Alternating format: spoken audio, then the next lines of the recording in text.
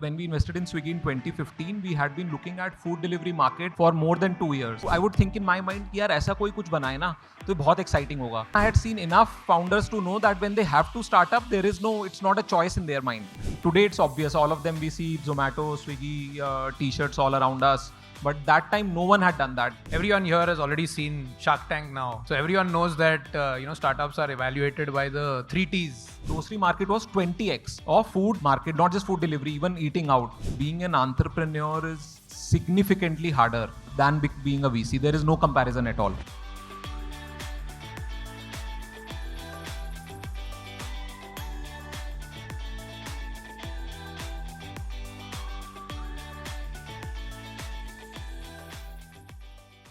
So I think everyone knows Mukul, but I just wanted to do a quick introduction. Mukul, of course, did his MBA from IIM Lucknow, worked with McKinsey for 3 years, then joined Safe Partners, which is now Elevation Capital in 2010 as an associate. Grew the ranks, is now the co-managing partner, has got portfolio companies like Swiggy, Unacademy, Spinny, Meesho, and many others as well. So those are all his achievements. But if I were to narrate some of my experiences, so when both me and Ankit also started the fundraising process, we were meeting a lot of VCs. But meeting Mukul and his team was a breath of fresh air. And overall, I think both me and Ankit consider ourselves as extremely, extremely lucky individuals. We are glad to have Mukul and Elevation Capital here as partners with us. By the way, on this fundraise experience that you spoke about, I think Ankit is still here. And my experience was very different. It wasn't these guys chasing us. I was chasing Ankit for almost a few weeks before I could get a meeting with him. And I know we'll be talking about fundraising tips. So if you have the credentials, that's actually a good tip, playing hard to get. So that's how the relationship started. But very, very fortunate that we got to partner. And thank you once again for having me today. Thank you. Thank you. To be honest, you must have gone through every single piece of work that a VC needs to go through. What part of that work excites you the most? See, there are few things very unique about VC. One is that by definition, you are investing in trends which will play out in the future. And therefore, you are meeting founders at very, very early stages, learning about what's the latest, which is happening in technology, which is happening in the startup world. And therefore, both the learning curve is very, very steep and very, very challenging. So when I joined, tech used to be largely e-commerce. Over time, it evolved to local services, including like food delivery, urban company, etc. Then fintech, SaaS. Now there is this whole wave of AI. So every 2, 3, 4 years, you have to completely reinvent yourself.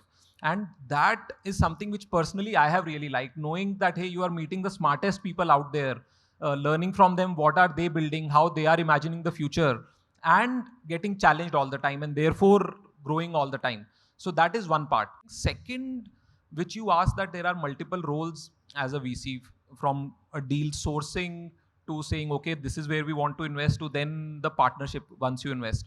And for me, this third part has been the most enriching. I've been fortunate to work with a few founders who are just phenomenal leaders. And seeing their journeys from when we invested, someone who is a mid-20s, very, very young founder, to how within 3-4 years they grow to becoming exceptional leaders. And they're my role also, from being a mentor when we invest to in 2-3 years getting to learn so much from them, and in 5 years it reverses. So for example, with Vidit, who's the founder of Meesho, now when I meet him, I go to him with questions, because a lot of those questions for me are around people leadership, building org, because he's running a 1,000 people organization. Elevation is a 50-60 people organization. So I learned so much from him on how to think about building that org.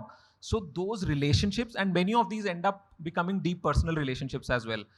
So that for me has been the most fulfilling part of this journey. That's amazing. And just as a segue to that, given that you work with entrepreneurs so closely and you get insights into their minds, how they take decisions, in your journey, in your career, did you ever yourself think about becoming an entrepreneur? If yes, no, then why? Yeah, I know that's a fun question. So early on in my career, this was, I think 3-4 years into Elevation, this thought did come to my mind. And it's a combination of two things. One, VC is a very long-term game. So for us, like typically in a year, each of us invest in couple of companies, and we are investing so early at seed series A. It takes a long time to know whether that company is doing well or not. And therefore, around that 2 to 4 year mark, there is this phase of disillusionment which comes when you are questioning कि यार क्या हो रहा है, मतलब I'm putting in all the effort, is it really translating into output or not? So that was happening on one end at that part of the journey. Second, I was seeing lot of founders who are very young starting businesses, and the kind of businesses which I would think in my mind कि यार ऐसा कोई कुछ बनाए ना तो बहुत exciting होगा. And then I would meet a founder 3-4 months out who's building exactly that, and then they raise a seed and a series A, and you feel like यार ये तो मैं भी कर सकता हूँ. I almost had an 18-month phase where I had one foot in VC and one foot in dreaming about being an entrepreneur. But then I felt like yaar, this, by being in these two boats, neither am I doing justice to my current role, nor am I doing justice to being a founder. And by then I had seen enough founders to know that when they have to start up, it's not a choice in their mind. It's a very, very clear decision. Then I said, screw it. Let me focus on my work at Elevation. And then if it has to happen, it'll happen. And since then, so this was 2013, 14. After that, also that feedback loop in VC started playing out. So some early investment started to break out. And then that thought has never come back. What do you think is the fundamental difference, if you had to like probably name one difference between someone who's a successful entrepreneur and a successful VC? And is there a difference even? Being an entrepreneur is significantly harder than being a VC. There is no comparison at all. And it will be very obvious, but one trait where the difference is the most stark is risk-taking ability. Because as a founder, you are putting all your eggs in one basket. As a VC, I'm saying you will see the outcome in 3-4 years, but still you are building a portfolio over time. You are still getting paid nicely. So it's a job at the end of the day, at least when you are a young professional, versus as a founder, you are all in. So that is the biggest difference. And beyond that, on most other traits, you have to be 10x, whether it is resilience, the level of perseverance, commitment needed is at a very, very different level. So there is no comparison at all in both the professions. And now, switching gears a little bit, just trying to understand more about your investment philosophy and how you think about startups. Everyone here has already seen Shark Tank now. So everyone knows that, startups are evaluated by the 3 T's. Does people know the 3 T's? Even I don't know. I haven't watched Shark Tank. So Shark Tank, the 3 T's, as Anupam Mittal says, is team, TAM, and timing, right?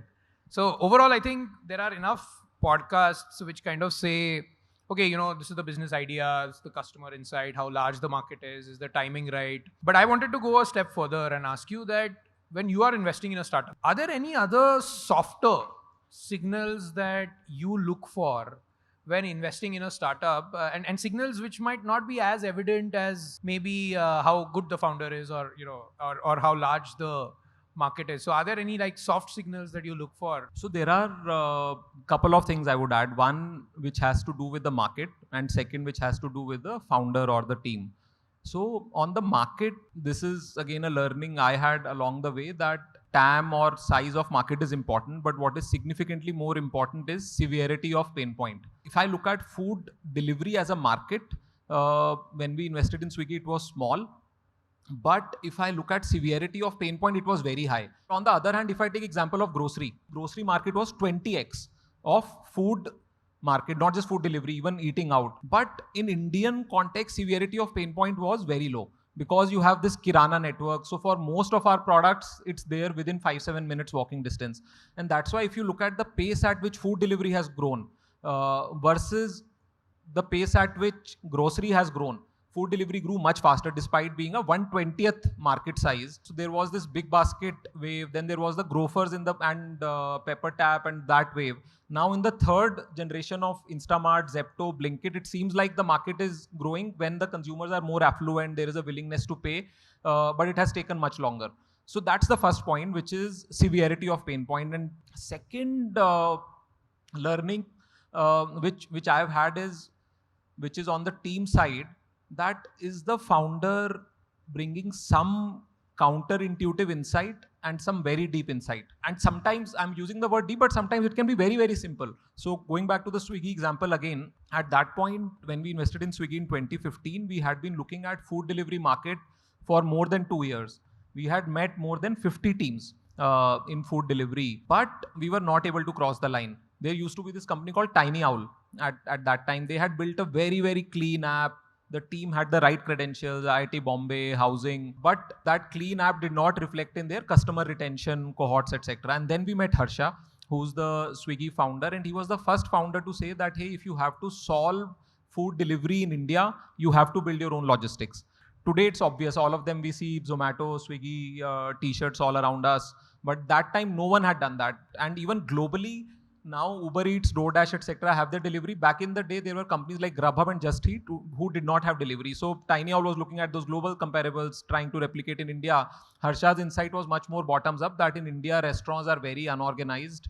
They have this one person who will cut vegetables, clean the restaurant, and then also do delivery at lunch and dinner time, which can never be reliable. So you have to have delivery. And that was the insight which at a very small scale, they were live only in Kormangla. We could see playing out in their cohorts. So that's the second thing that does the founder. And this repeatedly I've seen the founder will have a very counterintuitive, deep customer first insight on which they are building their business. So those are the two things which I hold very, very highly when evaluating where to invest. A lot to unpack there for everyone here, right? I think here at Mesa, there's a term that we use that you have to choose a customer who has their hair on fire.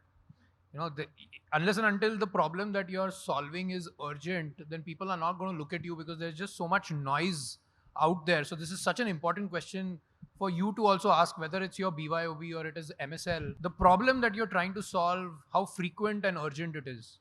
Right, and this metric can either be frequency into urgency, or it can probably be just an less frequent problem, but so important that it is solved that your solution actually pops out. Regarding customer insights, any other companies that come to your mind which gave like a very counterintuitive customer insight and built on top of it? See, so the other one is Meesho. When they started out, their initial thesis was, can we build a Shopify equivalent, like a storefront for micro entrepreneurs? And let me spend 30 seconds on each. So micro entrepreneurs were these, actually there are still a lot of them. They are mostly women who would curate products, mostly in fashion, lifestyle, share within their communities, family, etc. on WhatsApp, take orders, and then get those orders shipped to the customer. So there is this company called Tupperware. Some of you may have heard of it. So they were the classic, that multi-level marketing type of organized place. But India has always had this unorganized micro entrepreneur ecosystem. And Meesho's initial thesis was, can we give them a storefront? So today they share products on WhatsApp. They get orders on WhatsApp, payment, reconciliation, shipping, all of that is completely fragmented. So can they have a very simple mobile storefront where the customer can come, see their catalog, order, pay, and also track shipping? They saw very strong adoption from micro entrepreneurs for that product, but no willingness to pay. Because for someone who is such a small business, how much will they pay for software? But at the same time, again, being customer first, with it, Sanjeev, they would go sit with these entrepreneurs, see their behavior, understand their pain points. And they realized one big pain point for them was sourcing. Because they were all small businesses, and therefore for them, they were sourcing from a small trader or wholesaler 3 or 4 steps away from the manufacturer. So neither they would get the best quality, nor would they get the best variety, nor would they get the best pricing. And that's when they said, okay, let us try and solve this problem. And they started piloting supply, where they would go deeper in the supply chain and offer those products to these resellers within the app. And that ended up being that hair on fire type of problem, where the adoption was really quick. And then they said, the storefront is fine, but this is the bigger problem.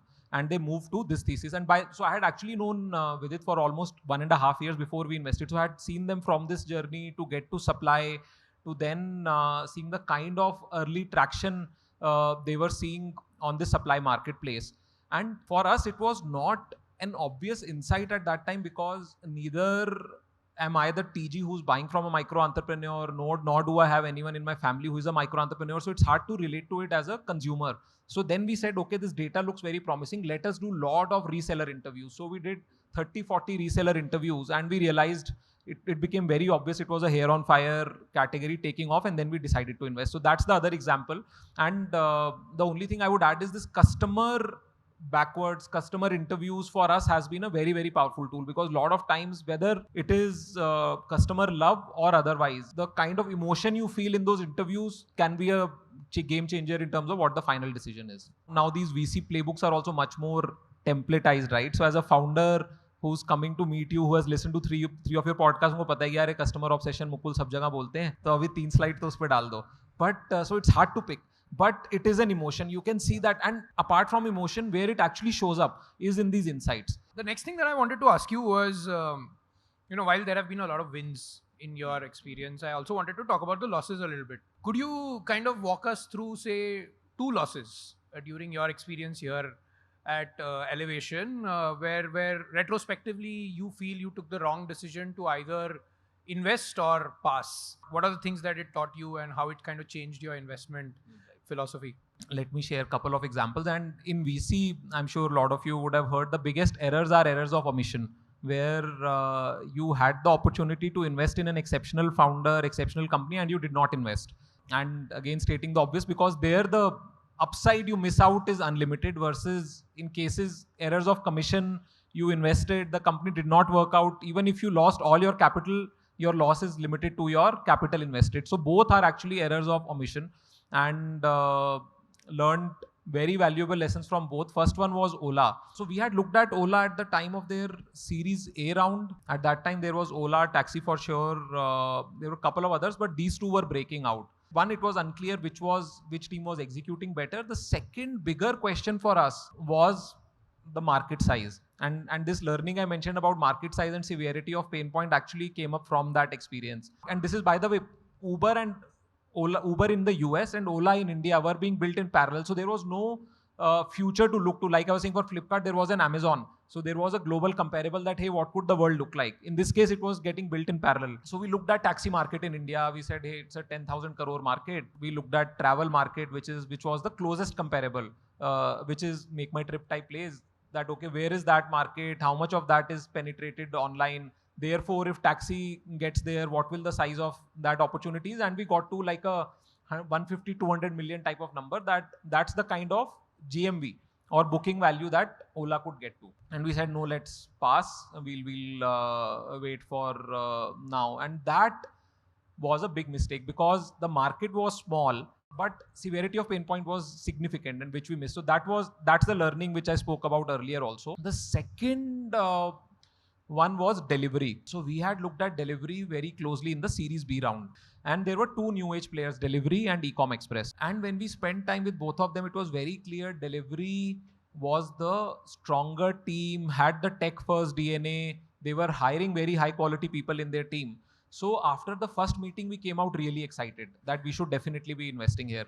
And then we started going deep into their data. And on some of the areas, so one specific one I remember was there, in these B2B businesses, your money comes 60, 90 days after you have delivered the service. And their receivable cycles were longer than what we would have been comfortable with. We said, ki yaar, this control on receivables, cash flow does not seem very, very tight. Should we do it? Should we not do it? I would say fundamentally we lost for it, forest for the trees. We just got lost in the details and eventually decided not to invest. And in hindsight, the learning for me has been that in startups, when you are investing, there will always be weaknesses, but you have to be looking out for extreme strength and saying that, is there a very clear spike? And is that the spike which will matter in the long run? And if I go back here, right, the spike was on technology, spike was on quality of team, and in a market which was at that time doubling, tripling year on year, those were the capabilities you needed to deliver a great service quality. And some of these things around, like you get a strong CFO, and some of these things around cash flow, etc., can be sorted. So willing to overlook that weakness for a strong strength is very important, which in that moment we did not do. So that was the other learning for me. Overall, thank you so much for taking out time from your busy schedule to actually come here, spend time with us, the students. We absolutely loved it, and we would love to host you again. Big round of applause for Mukul, everyone. No, thank you. Thank you so much once again for the opportunity, and to all of you for listening patiently, being participative. And like you said, in this Mesa Labs, happy to spend time. And who knows, hopefully we end up investing in couple of Mesa Lab companies as well, and partner with them.